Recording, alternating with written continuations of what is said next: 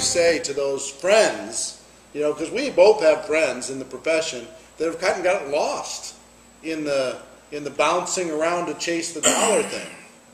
Well, I think if you look at the S curve, and there's the innovation stage, and then there's the growth stage, and then there's the maturity stage, and everybody feels like they got to get in the very beginning. Well, that's not true. Right. When I got involved with NSA, they had already been out there for almost 20 years. So it was a solid company with solid management. They're ready for wave 2, kind of thing. So they were still, like, even right now where we're at, we have, like, still even less than 5% saturation as far as penetration of the market. So we're just getting ready to go into that growth stage, and we've been out there for almost 20 years with the product. So sometimes you feel like you got to be the first one in and get into a new deal, and and you kind of jump from deal to deal, and that's not how it works. You got to find something. First of all, you got to find a product or service that you truly believe in yourself. And then you've got to find some leadership, the people that are running the company, that have a long-term vision, a long-term plan, like I found with Jay.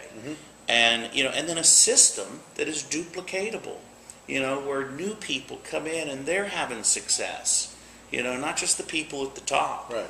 And and then you got to stick with it. It's not just jumping around and from deal to deal and trying to.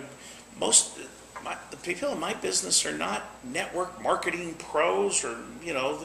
They're stay-at-home moms. They're healthcare professionals that believe in whole food nutrition. So I'm building it with people that say, hey, I love this product. I'm passionate. You've got a good business. Here's how I know I've built this thing on a solid foundation. You've got a good business when you can't screw up your own business. Yeah. Even if I left, everybody would still stay. Because Jeff's lost his mind. He's crazy. What is he doing over there? I mean, did he drink the Kool-Aid or something? I mean, what's going on with this guy? That's what we do know. You got a good business. So it's solid. So it takes some time. It takes that pig-headed discipline, that consistency.